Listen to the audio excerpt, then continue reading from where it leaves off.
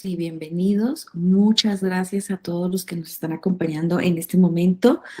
Hoy es un día especial, es nuestra primera sesión de nuestra Escuela de Formación Parental y esperamos podernos encontrar en todas las sesiones que tenemos preparadas para ustedes, para sus familias, en lo subsecuente durante el ciclo escolar.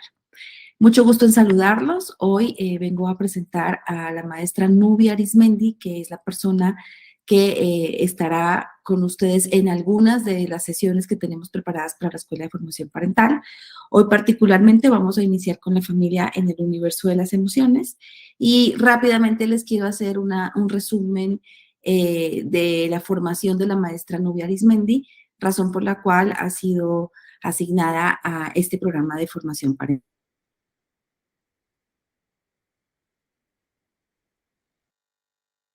Se apagó tu micrófono, Vane.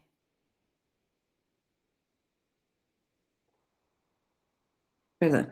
La maestra Nubia Arizmendi es licenciada en psicología, maestra en neuropsicología clínica con más de 10 años de experiencia en el trabajo con niños y adolescentes con discapacidad, dificultades de aprendizaje y dificultades de tipo emocional.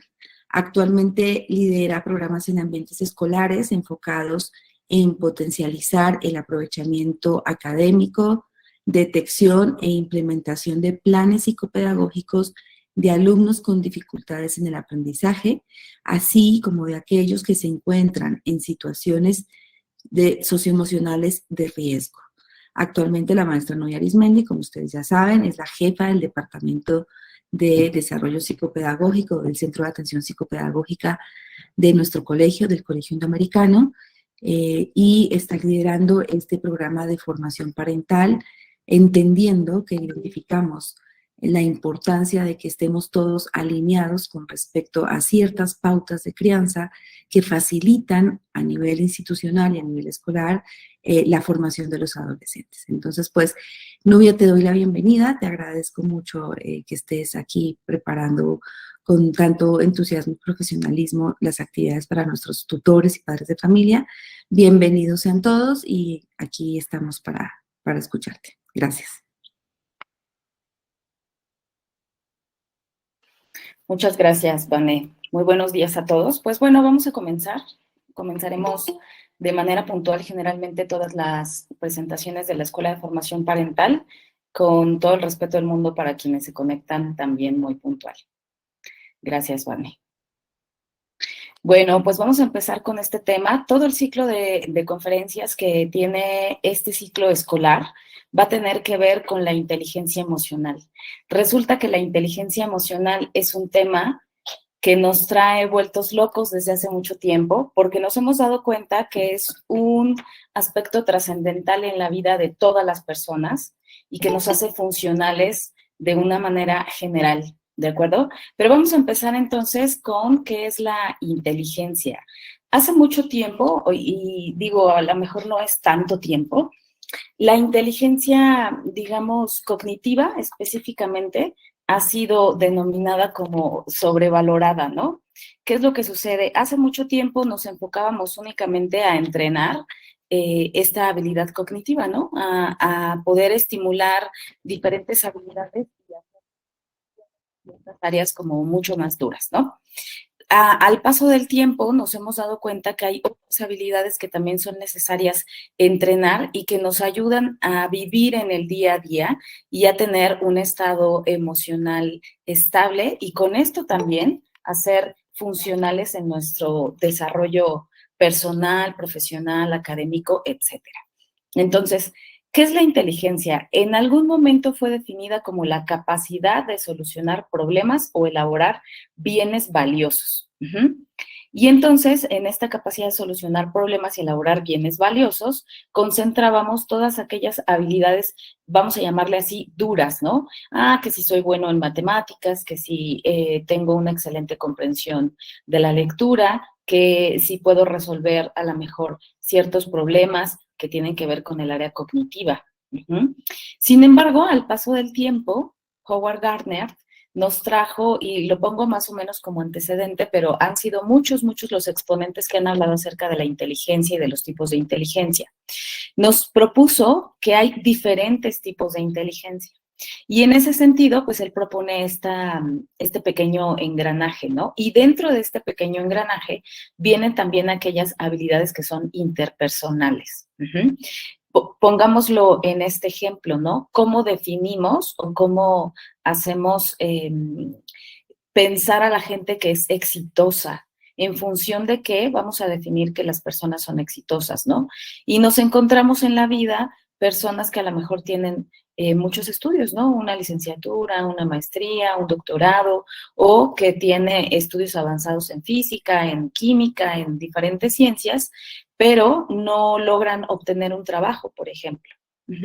O tienen muchos conflictos en la vida familiar, o tienen muchos conflictos para relacionarse con compañeros, etc. Entonces, se ha cuestionado muchísimo estos conceptos de éxito que se han relacionado con la inteligencia y con el entrenamiento de habilidades duras, ¿no? Entonces, propone que la vida humana requiere del desarrollo de varios tipos de inteligencia. Ese es el antecedente más conocido que tenemos todos, ¿no? Y ahora les voy a platicar acerca de Daniel Goleman. Sí es importante que ustedes sepan, no solo este autor fue o ha sido la persona que habla acerca de la inteligencia emocional. Sus libros han sido famosos y sus temas son trascendentales, pero también hay otros autores que han sido importantes en este sentido, ¿no? Vamos a hablar entonces de lo que él utilizó como definición. Entonces, la inteligencia emocional es la capacidad para reconocer nuestros propios sentimientos y los de los demás para motivarse y gestionar la emocionalidad en nosotros mismos y en las relaciones interpersonales. Ajá. Si ustedes se dan cuenta con esta definición, pues hay un amplio margen de cosas que hacer, ¿no? Desde la capacidad para reconocer nuestros propios sentimientos. ¿Cuántos de nosotros, incluso en situaciones muy cotidianas, nos preguntan, hola, ¿cómo estás? Y la respuesta automática de todo el mundo es bien. Ajá. Y de repente cuando no nos sentimos bien, decimos, ¿cómo te sientes? No sé, como mal, como raro, ¿no? Y en muchas de estas ocasiones no logramos identificar en nosotros mismos qué sentimos, ¿no? Y luego entonces, en este espejo, también nos cuesta reconocer qué es lo que el otro siente. Y más bien volvemos en todo esto una interpretación de hechos. Ajá. Entonces, dentro de todo este concepto de inteligencia emocional, vamos a encontrar múltiples aspectos que van a ir relacionados, pero de los primeros es la capacidad para reconocer nuestros propios sentimientos, ¿no? Los de los demás, imagínense lo complicado que pueda ser. Y cómo en el día a día, a través de todas estas emociones que se van tropezando con nosotros, cómo nos motivamos y cómo vamos gestionando, porque ahora, ok, ya reconocí ciertas emociones. ¿Cómo hago para ordenarlas, no? ¿Cómo hago para gestionarlas? ¿Cómo hago para que no me traigan problemas en diferentes aspectos de mi vida? Y bueno, vamos a identificar si es importante que ustedes vayan recordando estas cosas. En algún momento comenzaron a utilizarse términos como emociones positivas, emociones negativas. Yo quiero que se olviden completamente de eso, ¿no? Precisamente por estar pensando que las emociones pueden ser negativas o positivas, polarizamos estas emociones y entonces reprimimos cosas que son importantes. Ajá. O dejamos de expresarlas. Entonces, recordar que todas las emociones tienen una función en nuestra vida, todas y cada una de ellas, ¿no? A lo mejor darnos cuenta que hay que cambiar algo, ajá, o movernos de esa zona en la que estamos. Pueden ser algunas de esas cosas que tenemos que cambiar. ¿Y cuál es la diferencia? Algunas nos traerán sensaciones agradables y a algunas otras emociones nos traerán sensaciones desagradables. Pues yo les preguntaría, ¿a quién de ustedes les gusta estar enojados, no? O tristes, o tener miedo? Evidentemente no nos gusta, no nos agrada, pero no quiere decir que esas emociones sean negativas.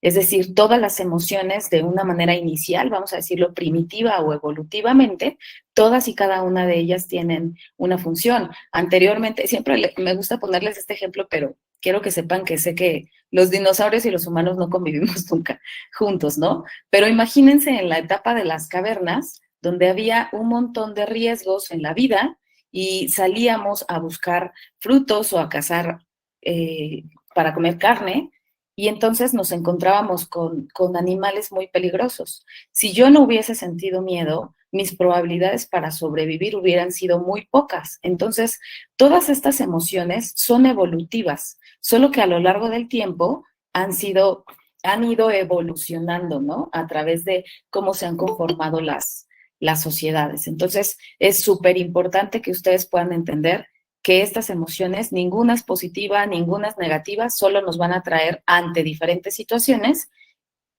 sensaciones agradables o desagradables. Y en función de esto, incluso cuando esa emoción haya pasado, entender qué vamos a aprender de eso que acaba de suceder, qué vamos a aprender de nosotros mismos. Entonces, Goleman refiere que las emociones son alteraciones rápidas, ¿no? Nosotros de repente pensamos, ojalá la felicidad fuera para siempre, pero a lo mejor no nos daríamos cuenta si estamos felices o no estamos felices, si no trascendiéramos bajo todas las emociones, ¿no? Son estimuladas, fíjense, por ideas creadas por la persona, por experiencias pasadas o por los recuerdos guardados en nuestro cerebro. Entonces, estas alteraciones son evidencia de nuestros estados de ánimo y no es otra cosa más que la percepción que tenemos de la realidad que vivimos. Y ahí les va también el ejemplo de el vaso medio lleno o el vaso medio vacío, ¿no? No es otra cosa más que una percepción. Y entonces hablemos del sistema familiar. Ahora, imagínense, ya les hablé un poquito, espero que hayan podido como darse cuenta de que todo esto que tiene que ver con la inteligencia emocional es un aspecto complejo de entender en el sentido de que todos somos distintos. Ahora imagínense qué es lo que sucede en un sistema familiar. Aquí la imagen que les puse es de una familia extensa, ¿no? Con muchos integrantes de la familia. Pero, y recordar que hay diferentes tipos de familia. Podremos tener una familia de dos, una familia papá, mamá, hijo, papá, abuela, hijo, etcétera, ¿no? Entre muchas otras. Y bajo ese supuesto, vamos a entender que prácticamente cada cabeza es un mundo y cada cabeza tiene su propia historia personal, sus propios recuerdos y su propio desarrollo familiar anterior. Y les traje aquí este concepto que nos da la terapia familiar sistémica, y nos habla acerca de los olones. Los olones son, digámoslo así, formas de unidad, de medición, digámoslo, de los integrantes de una familia, ¿no? Es la forma en la que nos da oportunidad de entender cómo se comporta cada integrante familiar en un uno, pero en un todo a la vez. Justo de eso se tratan los olones, ¿no? Fíjense, en cada familia un solo individuo es un todo y una parte al mismo tiempo, no más lo uno que lo otro, sin que una determinación sea incompatible con la otra. ¿Qué quiere decir esto? Si ustedes se fijan en la imagen que les puse, que parece una flor, es más bien entender que en el círculo principal, el que está en rosita clarito, supongamos que es un individuo, ¿no? Entendiendo que ese individuo tiene una propia historia, un temperamento distinto y demás, que se va a integrar con otros olones, con otras unidades que forman parte de nuestra familia. En ese sentido, vamos a entender este olón como un sistema, ¿de acuerdo? En ese sistema, ¿qué es lo que vamos a encontrar? Que yo voy a aportar, voy a dar de mi energía, de mi temperamento, de mi comportamiento, de todo lo que yo traigo como individuo al otro. Pero el otro también va a aportar al mío. De modo que es una sinergia que se va moviendo como un engrane. ¿De acuerdo? Fíjense, despliega su energía en favor de su autonomía, pero también es un vehículo integrador del mismo. También nosotros hacemos una aportación importante a nuestro sistema familiar y nuestro sistema familiar al nuestro. Entonces, entendiendo justo esto, vamos a entender cómo cada uno de nosotros tiene una función distinta en ese sistema familiar. Ajá. Fíjense, es un proceso circular de refuerzo recíproco. Ajá. Yo doy y me dan. Ujú. Las interacciones específicas con los demás traen luz y refuerzan aspectos de personalidad que se vuelven apropiados o no al contexto. Si ustedes se dan cuenta, siempre vamos a formar ese concepto de sí mismo, de nosotros mismos, en nuestros primeros círculos de sociedad que son la familia. En este círculo tan intrínseco que es la familia, vamos a encontrar nuestros primeros valores, nuestros primeros sistemas de creencias, vamos a encontrar identidad y vamos a estar vinculándonos en ese entorno. Uh-huh. Ahora bien, después de que somos individuos, ¿qué sigue? En este sistema familiar, pues tenemos el olón conyugal. Ajá. El olón conyugal no habla acerca de los padres, habla acerca de la pareja. ¿De acuerdo? Entonces, si ustedes se fijan, es el primer modelo de referencia, la pareja para los hijos. Ajá. Lo que yo haga dentro, y vuelvo al tema de cómo nos vamos volviendo recíprocos y nos vamos alimentando los unos con los otros. En ese sentido, para los hijos, el primer modelo de referencia siempre va a ser la pareja. Uh-huh. Y en este sentido, la pareja va a ser la base justo que vaya estableciendo los límites alrededor de las otras personas. Y cómo, fíjense, esta línea punteada indica cómo es un límite, ¿no? Y afuera de ese límite se van a encontrar a la familia extensa, a los amigos y a los hijos. ¿Qué va a pasar? Y yo tengo un comportamiento además específico y una función específica en este olón conyugal. Yo tengo una función específica como esposa o como esposo. Uh-huh. Y una función distinta como padre. ¿Qué es lo que pasa? Ahorita lo platico así como a grandes rasgos para que podamos entender cómo cada olón tiene una función distinta. ¿Qué pasa si entonces unimos funciones? ¿Qué pasa si dejo de realizar mis funciones conyugales y solo tengo funciones parentales de hijo, ¿no? E incluso mi esposo se vuelve mi hijo y atiendo como mi hijo, regaño como mi hijo y pues este sistema se va fracturando, ¿no? Se va rompiendo y se deja de ver armónico en ese sistema. Fíjense, cada persona debe resignar una parte de sus ideas y preferencias. Esto es súper importante. En cada olón, hace ratito hablamos que somos un individuo. Sin embargo, cuando nosotros nos unimos con una persona, dejamos de ser completamente individuo para poder hacer un espacio y que entre otro sistema de creencias a ese espacio. De otra manera, entonces sería yo una persona muy rígida donde aquí se hace lo que yo digo y entonces se generarían muchos conflictos. Este es el olón conyugal. Uh-huh. Vamos a entender cómo cada uno de nosotros tenemos una función especial y un lugar especial y que cuando estos espacios se van rompiendo, entonces se van generando dificultades en el entorno familiar. Ahora fíjense bien, este es el olón parental, ¿no? ¿Cuál es la función del olón parental? La crianza de los hijos y las funciones de socialización. Ajá.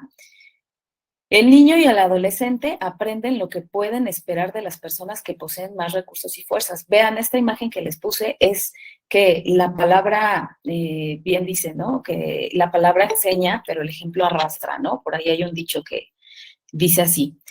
¿Qué quiere decir? Los padres en ese sentido, más que a través de la palabra de no, hijo, fíjate que tú tienes que hacer esto, por esto, y por esto, y por esto, los padres se vuelven un modelo de identificación para los hijos, ¿no? A través de los padres es que los hijos van a aprender el sentido de lo correcto. Uh-huh. Y va a tener que ver todo con el sistema familiar. ¿De acuerdo? A través de los padres, los hijos aprenden a cómo confrontar los conflictos, a cómo negociarlos y ¿saben qué? También aprenden a cómo hablar de las emociones, identificar las emociones, reconocerlas, validarlas en ellos mismos y poder regularlas o gestionarlas para después generar negociaciones. Ajá. Es bien importante que ustedes sepan que evidentemente hay una historia muy particular en cada estilo familiar y cada sistema familiar. Y en esta ocasión no lo agregamos a la presentación, pero hubiera estado también padre que pudiéramos hacer un análisis generacional de estos estilos, de cómo han enseñado las familias a valorar, validar las emociones, a reconocerlas, ¿no? A lo mejor anteriormente lo podemos ver en generaciones anteriores, como las que pudiera ser a lo mejor mi mamá, que tiene 65 años, o mi abuela, por ejemplo, en la que tú no podías expresar si estabas enojado o decirle que no a tu papá, ¿no? O simplemente te miraban de una manera específica y tú ya sabías qué tenías que hacer. Entonces, la expresión de las emociones era completamente invalidada, y en ese sentido, en la medida en la que en este sistema de olón parental no valido la emoción de mi hijo en etapas tempranas, y bueno, en etapas también posteriores, pero sobre todo en etapas tempranas, el hijo aprende que no puede o no debe validar eso, ¿no? Que puede ser vergonzoso, o que puede ser irritable, o que si no, no me van a querer. Y tiene que ver también todo esto con cómo implementamos todas estas consecuencias en casa, ¿no? A lo mejor castigos que van acompañados con no te hablo, ¿no? Por ejemplo. Es un sistema complejo, pero vamos entendiendo justo aquí, ¿no? Justo la enseñanza de todo este entrenamiento de la inteligencia emocional tiene que ver con todo el sistema familiar, tiene que ver con cómo observan los hijos que funciona el olón conyugal y cómo funciona el olón parental, porque en función de esto, fíjense, también tenemos otros olones, ¿no? No se los puse aquí, pero aquí tenemos otros olones. ¿Cómo está el olón fraterno, no? ¿Cómo es que las primeras oportunidades que tiene mi hijo de enfrentarse a un par son los hermanos, ¿no? Y cómo es que yo voy gestionando su propia relación, los propios respetos de los límites, entre otras cosas. Incluso entre la misma familia extensa, ¿no? Que tanto permitimos que participen en decisiones que solo tienen los padres, ¿de acuerdo? Y entonces, pues bueno, se habrán dado cuenta que las emociones en la familia son complejas, y sí, imagínense, dice aquí, ¿no? Cada familia es un mundo, cada persona es un mundo, y entonces la otra dice un mundo, pues qué cerrado, ¿no? Es un universo completo. Vamos a ver entonces, fíjense, el entendimiento de las emociones cambia en cada etapa del desarrollo. Y vamos a entender en algún momento, e incluso bajo las mismas propuestas de la psicología, han sido cambiadas y evolucionadas, porque hemos entendido cada vez más momentos específicos del desarrollo infantil y adolescente, ¿no? Ahora podemos entender que un niño de 1 o 2 años que tiene un cerebro en desarrollo no va a comprender qué está bien y qué está mal. ¿Cómo lo va a hacer? Lo va a hacer a través de un cerebro muy medial, en donde su sistema límbico, que es donde sentimos las emociones, le da la señal de que hay algo desagradable, y entonces, ¿qué hago? Lloro y hago un berrinche, porque esa es la única forma que tengo de contactar con mis emociones. Y entonces, también la respuesta del padre va a ser predominante para que el pequeño vaya entendiendo sus emociones a partir de eso, ¿no? Si las emociones nunca se nombran a través de todo este desarrollo, entonces los chicos, cuando sientan una sensación desagradable, no van a saber qué hacer con ella. Y les pongo el ejemplo claro que a todos nos atropella un poco en estas generaciones. ¿Qué pasa? Y les pregunto, ¿qué pasa con la tolerancia a la frustración de nuestros adolescentes? Sucede que va pasando el tiempo, ¿no? Los pequeñitos hacen berrinche porque la leche no está caliente, o porque mi mamá no me la dio de manera inmediata. Ajá. En el cerebro de un niño de 2 años, donde estas fibras no corren de manera apropiada hacia el lóbulo frontal, porque todavía no están listas, porque es parte de su desarrollo, está normal. Pero ¿qué pasa si yo nunca le enseñé a mi hijo, a mi hija, que tiene que esperar? Que esa sensación de frustración es normal y que la tenemos que sentir. ¿Qué pasa con los papás que no llores, no llores, y corro y entonces te doy lo que tú necesitas? Ajá. ¿Qué pasa incluso se los digo acá en la adolescencia, ¿no? ¿Qué pasa con papás que no pueden gestionar la propia emoción que les provoca lo que sus hijos están sintiendo y entonces buscan todo el tiempo resolver el problema que sus hijos tienen. Lo que estamos entrenando es a no tolerar la frustración. Y cuando no toleramos la frustración, pues nos volvemos incapaces de saber entonces qué hacer con esa emoción que sí o sí se va a presentar. Todas las emociones se van a presentar a lo largo de la vida. Y no, yo les decía hace ratito, ¿no? No hay emociones positivas o negativas. Las tenemos que sentir todas. El problema siempre está en cómo las gestionamos y en la conducta que se genera a raíz de esas emociones.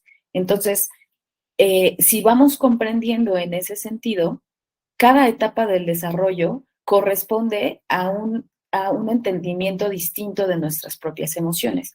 Si yo desde pequeño le digo a mi hijo, estás enojado, lo que pasa es que estás enojado porque no te di una galleta, ¿ok? Y no castigo esa emoción, ellos van entendiendo que es correcto sentir enojo. Lo que no está correcto a lo mejor es aventar la galleta que después le di y hacer... romperla en el sillón o hacer ese tipo de cosas que se van a ir mediando en la medida en la que el niño sepa qué hacer con esa emoción. Lo que sucede es que también vivimos en un mundo súper rápido, en donde no tengo tiempo de estar limpiando la galleta y ya me desesperé porque entonces ya me enojé porque además vengo cansado del trabajo y además tengo que hacer un montón de cosas. Y entonces ahí estoy hablando de mi propia gestión de emociones. Entonces, darnos cuenta que en esta sesión de escuela para padres, en esta familia del universo de las emociones en la familia, entender que el principal gestor de las emociones somos nosotros mismos y que nosotros como adultos es necesario entendernos a nosotros mismos para después entender qué pasa con mi adolescente, ¿no? O qué pasa con la reacción que yo tengo ante diferentes situaciones. Hace poco escuchaba incluso un ejemplo, ¿no? De una mamá que estaba muy contenta por un juguete que le iba a comprar a su hijo porque tenía muchas ganas él de tenerlo, ¿no? Y el reforzamiento principal de la mamá era la cara que iba a hacer su hijo cuando se lo diera, ¿no? Entonces, esa emoción regula la conducta de la mamá también, ¿no? Y entonces pensemos, ¿qué pasa cuando mi hijo llora porque le pasó algo en la escuela o se enoja conmigo porque no le permitía ir a una fiesta y entonces se lo permito, ¿no? ¿Cómo es que todas estas emociones que giran alrededor de todo este sistema familiar se retroalimentan constantemente? Y que ustedes también sepan que toda esta gestión de emociones se entrena independientemente de la etapa de desarrollo en la que estemos, ¿no? Entonces, les voy a poner este ejemplo para recordar un poquito, hace muchos años, se ve un poco mal, pero es que este video tiene muchísimos años. Chéquenlo.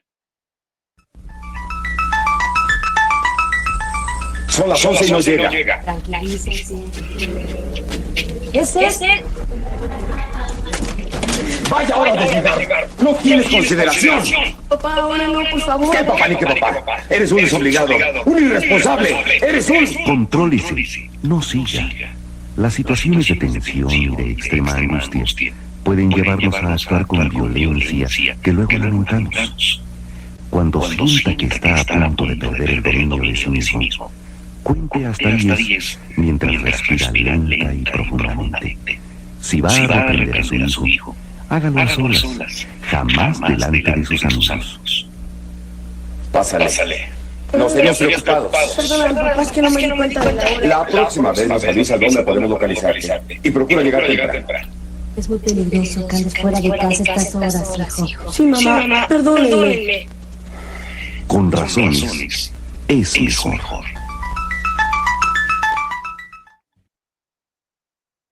Bueno, ¿qué les parece? ¿Qué les pareció el video? Seguro lo recordaron, igual yo lo vi y me acordé completamente de mi infancia y de todos los comerciales que sacaron acerca de cuenta hasta 10, ¿no? Tiene que ver, aquí les puse, también influye el medio en el que aprendiste a gestionar tus emociones, ¿no? Si venimos, como lo es muy particularmente, sobre todo en nuestro país, bueno, en muchos países, pero no es una situación, no es un aprendizaje que fuese sencillo para nuestros padres, para nuestros abuelos, y es algo que vamos heredando de generación de generación, les digo yo, de generación en generación. Entonces, la importancia de que ustedes sepan que todavía podemos hacer cosas para aprender a gestionar nuestras emociones de una manera distinta, los va a llevar incluso a tener mejores relaciones interpersonales, y yo les puedo decir que ahora los puede llevar incluso a tener una percepción diferente del éxito. Hace poco, ante una serie de estudios que estábamos haciendo con respecto a la orientación vocacional, encontrábamos que una de las características principales de los nuevos empleadores ahora, aquí en México y en el extranjero, en empresas muy grandes internacionales, era la búsqueda de personas que tuvieran habilidades blandas. ¿Qué son estas habilidades blandas? Tiene que ver todo con la inteligencia emocional, con personas que puedan tolerar su frustración, con personas que puedan ser cognitivamente más flexibles, que busquen diversas formas de adaptarse a los cambios. Y adaptarnos a los cambios tiene todo que ver con las emociones. Tiene que ver con permitirle a nuestros hijos sentir un poco de frustración y entender las emociones que están alrededor para entonces poder hacer algo al respecto. Vamos a ver entonces qué es lo que incluye todo esto de la inteligencia emocional. Pues bueno, ¿no? Lo principal es la conciencia emocional de la capacidad de saber cuáles son las emociones que están aquí, los sentimientos propios, y qué es lo que yo voy a hacer en función de eso, o qué es lo que yo he hecho en función de esas emociones, ¿no? ¿Qué hago cuando me siento triste? ¿Qué hago cuando me siento enojada? O para empezar, ¿puedo reconocer que me siento triste? ¿Puedo reconocer que me siento enojada? Empezando incluso desde aquellas sensaciones corporales que me provocan estas emociones, ¿no? Como cuando hace ratito en el video decía, cuando sienta que ya no pueda más, deténgase. Yo le diría, deténgase muchos pasos antes, ¿no? Cuando su cuerpo le está diciendo que se está enojando. Cada emoción, si ustedes se dan cuenta y hacen conciencia, cada emoción tiene una señal física en nuestro cuerpo. Cuando nosotros nos enojamos, habrá quienes lo sienten en el estómago, quienes lo sienten en el cuello, quienes lo sienten, me dicen los niños, ¿no? Los niños te expresan como, yo lo siento en las manos cuando le quiero pegar a alguien. Hacer conciencia de, incluso corporalmente, desde ahí, que me estoy enojando.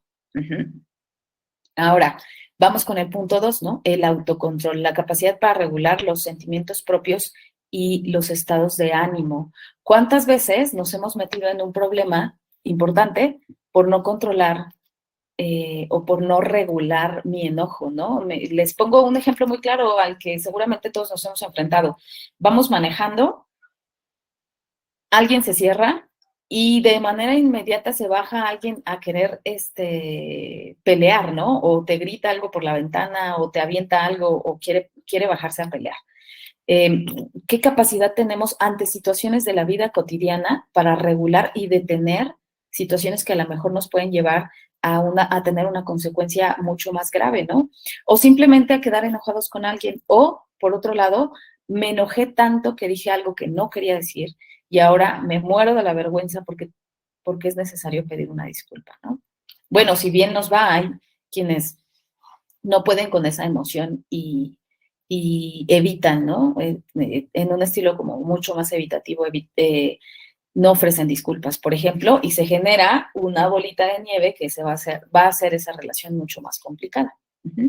Vamos a ver ahora la motivación, cómo todo este nivel de inteligencia emocional tiene que ver con la motivación, con sentirnos activos y necesitar buscar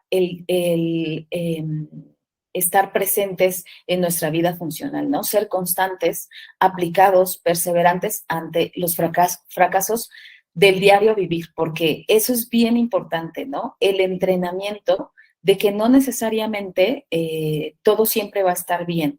Cuando nosotros le enseñamos a los hijos que todo siempre va a estar bien, porque soy un papá más como, no sé si han escuchado estos conceptos de soy un papá más como un papá helicóptero, ¿no? Siempre estoy arriba de ellos piloteando que no pasa nada, y cada vez que voy a ver que algo se va a presentar con mi hijo, entonces lo atiendo yo primero para que mi hijo no sufra. para que mi hijo no sienta. Pero cuando salimos a la vida cotidiana nos damos cuenta que son chicos que se desmotivan de una manera muy fácil porque no han aprendido a frustrarse, no han aprendido a entender que hay emociones que son necesarias para podernos mover de esa zona de confort. Es necesario sentirnos lo suficientemente incómodos para poder motivarnos a veces.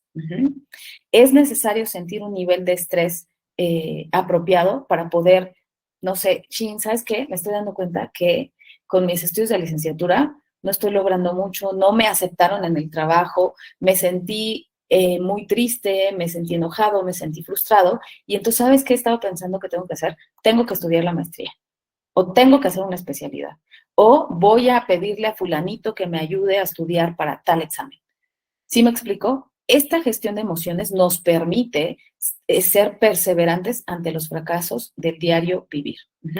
Pero si yo estoy constantemente pensando que no debe sufrir, entonces lo que nos encontramos ahora con los empleadores es que pues no le gustó que le dieran una retroalimentación y decidió irse, ¿no?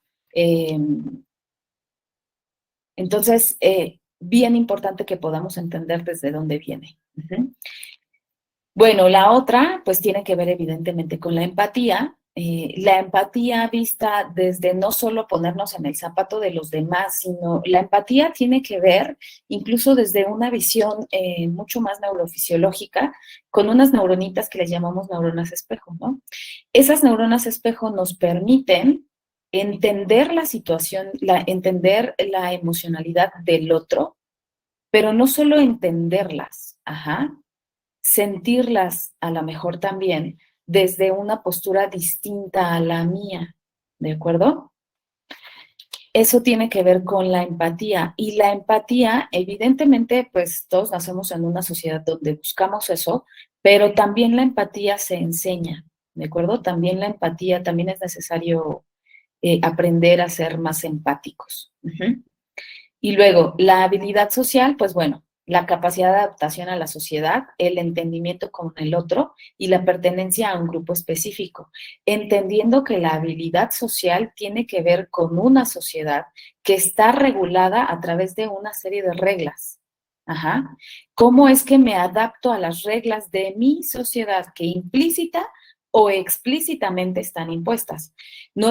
Y se los pongo así, en nuestro colegio, pues es una parte pequeñita de la sociedad, en donde hay un reglamento interno que todos tenemos que cumplir para vivir en sana armonía, y que además de ese reglamento interno hay un reglamento implícito que tienen todos los chicos, ¿no? De respeto, de empatía, de ayuda por el otro, de una serie de emociones que circulan alrededor de esto.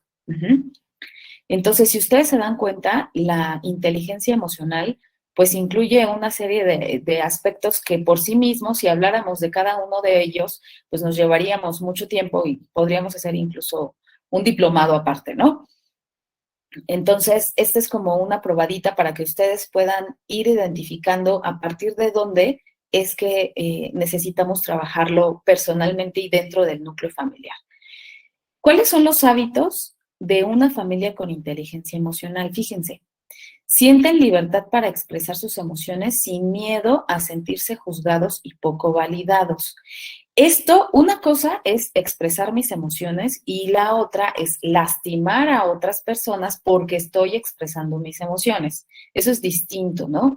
Esta parte, el punto número 1 nos habla de que yo pueda llegar y pueda sentarme a lo mejor en algún lugar de mi casa y si tengo ganas de llorar pueda hacerlo, porque sé que no va a haber burlas, nadie se va a enojar conmigo, todos podemos regular la emoción y gestionarla de una manera distinta, ¿no?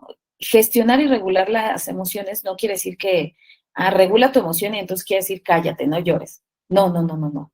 Tiene que ver justo con esto, con sentirnos libres en la expresión de la emoción y hacer algo funcional con respecto a este sentimiento.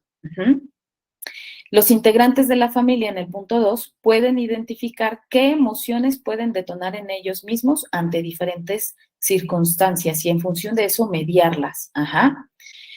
Bueno, si yo ya sé que a mí me súper enoja que dejen la tapa levantada del baño, como poner un ejemplo, a lo mejor puedo anticiparla y podemos generar una serie de reglas en casa o de acuerdos para que no suceda, y también entender que de repente a alguien se le puede olvidar y ser flexibles en función de eso. No generar como explosiones, ¿no? Por situaciones que son muy sencillas a lo largo de todo la dinámica familiar. Fíjense, este punto es súper importante que todos lo empecemos a manejar. Existe responsabilidad afectiva. ¿Qué es la responsabilidad afectiva? Hacerse cargo de lo que decimos y de lo que hacemos y de lo que sentimos en nuestras relaciones. De repente escuchamos frases como, no, pues es que él se enoja mucho, ¿no? No, pues es que así él así es. No es que te esté gritando, no es que sea personal, es que así es él generalmente grita. Bueno, hay que hacernos responsables de eso, ¿no? La gente no tiene por qué soportar que lleguemos y porque me siento mal, agreda, o lastime a otras personas. Es importante siempre, siempre que la gente sepa qué es lo que se espera del otro, ¿no? Y que podamos ser responsables afectivamente de lo que siente el otro también. Y eso está relacionado evidentemente con la empatía y con la compasión. Y se los pongo como toda esta responsabilidad afectiva, al estar suprimiendo siempre, siempre, siempre estas emociones y este nivel de inteligencia emocional, se van presentando una serie de sucesos que acompañan a estas generaciones tecnológicas. Se los pongo ahora algo que se llama, se me olvidó el término en este momento, algo que está sucediendo muy cotidianamente. Comienzan una relación y recordar que ahora, además, las relaciones, no todas las relaciones son tan físicas, ¿no? Además, ahora las relaciones se dan a través de las redes sociales, de el chat, nos escribimos, nos llamamos, hacemos videollamada, nos vemos cada vez menos y toda la relación se encuentra siempre, toda la interacción en esa habilidad social se encuentra siempre en las redes, ¿no? A través de la tecnología. Un fenómeno que ha sido muy comentado desde hace algún tiempo es que te terminan sin terminarte, ¿no? Es simplemente desaparece de las redes sociales, te bloquea en el WhatsApp, te bloquea en Facebook, te bloquea en Instagram, te deja de hablar y entonces te quedas con una sensación impresionante de vacío porque desapareció y porque no me dijo nada, ¿no? O sea, no sé ni siquiera si está bien, si terminamos, si no terminamos, si simplemente la persona decidió que ya no quería tener una relación contigo y no lo pudo hablar, no pudo ser responsable afectivamente del otro y entonces lo más fácil fue desaparecerme porque además todo lo tengo a través de este celular, ¿no? Entonces, ¿qué fue? No tuvo responsabilidad afectiva, ¿no? Entender que el otro siente y que además mi conducta también puede mediar la emoción del otro es importante. Esto no quiere decir para nada que los otros sean responsables de mis emociones o de lo que yo estoy sintiendo. Cada uno de nosotros somos responsables de nuestras propias emociones, pero sobre todo de la interpretación que le damos a eso y de que si yo estoy triste, enojado, saber cómo puedo resolverlo en mí. Pero sí hay que ajustar una responsabilidad en que el otro gritó y evidentemente yo me sentí mal. ¿Cómo voy a resolver que me sentí triste o enojado? Pues esa es mi responsabilidad, pero el otro también tiene una responsabilidad con el resto de la sociedad. Entonces, justo esto, ¿no? Las familias con hábitos de inteligencia emocional tienen una responsabilidad afectiva con todos los integrantes de la familia. Veamos el punto 4. La familia se mueve en un círculo de compasión. Conciencia, fíjense que es la compasión que se parece mucho a la empatía y que nada tiene que ver con la lástima, ¿no? En algún momento a lo mejor la gente pensaba que tenía que ver con la lástima, no tiene nada que ver con la lástima. Es una conciencia de que el otro está sufriendo, conciencia del sufrimiento de uno mismo y de otros seres junto con el deseo de ayudar, ¿no? Esa parte donde reconocemos la emoción del otro, pero también reconozco la mía, reconozco qué estoy sintiendo con respecto a la emoción del otro y tengo el deseo de ayudar y hacer algo al respecto. Hacer algo al respecto no significa le voy a resolver el problema, Ajá. A lo mejor te puedo acompañar a que tú lo resuelvas y que probablemente pueda ser difícil, pero quiero que sepas que no lo tienes que hacer solo. Ujú. Ese es un punto importante. Ahora nos vamos al quinto. Se comunican asertivamente. Fíjense, les puse solo esta imagen para que nos demos cuenta que también la comunicación asertiva es un mundo de cosas, ¿no? Fíjense, defienden su opinión respetando, ahora sí que sin ofender, sin agredir y respetando sus propios derechos, ¿no? Punto número 2, no esperemos a que nos lean la mente, ¿no? Siempre hay que aclarar cuáles son nuestras necesidades y qué es lo que estamos esperando de los demás y escuchar al otro. Escuchar a los demás, súper importante. Ahorita vamos a hacer al final una reflexión sobre la escucha activa. Ser empáticos y hablar desde el yo, ¿no? No acusar, no echar cosas en cara, empezar justo por nosotros. Nos vamos, entonces ahora, ¿por dónde empezamos? Ya sé que está bien difícil, pero hay que empezar por nosotros mismos, reconocer y nombrar las emociones, dejar de en nuestro círculo familiar decir cosas como, ay, ¿cómo te sientes? No sé, les pongo un ejemplo. El papá o la mamá perdió el trabajo y no le han dicho al hijo porque, no, para que no se preocupe. Les aviso que los hijos se enteran de absolutamente todo y los conocen a veces a ustedes mejor de lo que ustedes los conocen a ellos.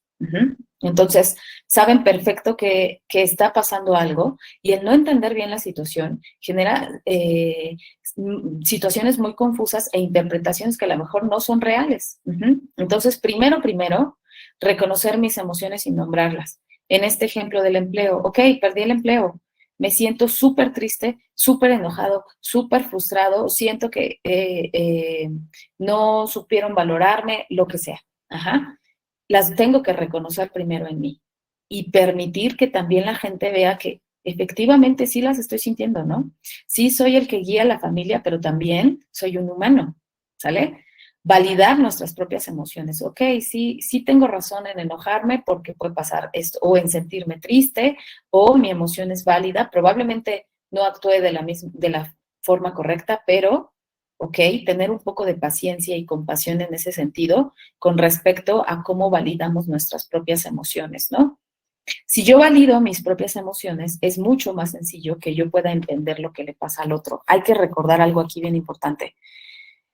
Puedo no estar de acuerdo con la decisión que tomaron otras personas, pero no quiere decir que no valide su emoción. No, pues te sientes así porque tú tuviste la culpa, te sientes así porque pues, te lo ganaste. Eso te lo mereces, porque tú debiste hacer ta. Ok, pues a lo mejor yo hubiese hecho otra cosa, pero puedo entender que estás muy triste. Iniciar expresando nuestras emociones en un círculo donde nos podamos sentir seguros, ¿no? ¿Qué pasa cuando yo me siento muy triste y llego a un lugar y les digo, oigan, me siento muy triste porque falleció mi perrito? Y todos me dicen, ay, ya, es un perro. ¿Cómo me voy a sentir, no? Cero validación de la emoción que yo pueda sentir. Y cada persona hace una interpretación diferente de un hecho, entonces es válido lo que está sintiendo. Permitirte sentir. Recuerda que no existen las emociones positivas o negativas, es necesario que podamos sentirlas. Identificar situaciones en las que reconoces que es fácil perder el control. Ese reconocimiento te va a llevar a que generes un poco más de conciencia ante diferentes contextos en los que tienes que comportarte de una forma distinta. Y bueno, practica la paciencia contigo mismo, ¿no? De repente hay situaciones que a lo mejor en los otros de, ay no, ya empezó a llorar, me desespero, no sé qué, y entonces, órale, vete a la fiesta, órale, para que no llores, toma esto, o ya no llores y cállate y el otro dejó de sentirse escuchado. Tiene que ver primero siempre con cómo entendemos las emociones que nuestros propios hijos nos provocan ante diferentes situaciones. Con los hijos, ¿cuál es la sugerencia principal en esta en este primer acercamiento? Escucha activa. Les voy a decir una cosa. ¿Qué es lo que tenemos que hacer? Ahí lo dice, escuchar. Escuchar. Y les puse esta imagen porque me encantó la señora que está ahí. Tiene atención plena a lo que le están diciendo. Y fíjense toda su postura. Unas manos aquí que me están diciendo que además de que te estoy escuchando, estoy entendiendo cómo te sientes. dejar el celular un momento, permitir que nuestro hijo o hija concluya todo lo que tiene que decir, sin decir, no, pues es que te pasas, no, pues es que por eso te pasó. Es que esa niña ya te dije cómo es, déjale de hablar, ¿no? De empezar a darle consejos e interpretaciones o decirle, no pasa nada, ya mañana se te va a quitar. Cuando nosotros decimos, no pasa nada, eso le pasa a cualquiera, también le damos a entender al hijo que lo que está sintiendo no es lo suficientemente importante. Entonces, si nos está costando trabajo hacerlo, lo único que les puedo recomendar ahorita es que lo escuchen y al final puedan expresar a lo mejor una opinión, no del hecho ni de cómo lo van a resolver, sino que su hijo primordialmente sepa que, ok, te estoy escuchando, puedo entender que estás enojado. ¿Qué se te ha ocurrido hacer? ¿Qué quieres hacer? ¿Cómo te puedo apoyar incluso, no? Y juntos ir eligiendo las mejores opciones.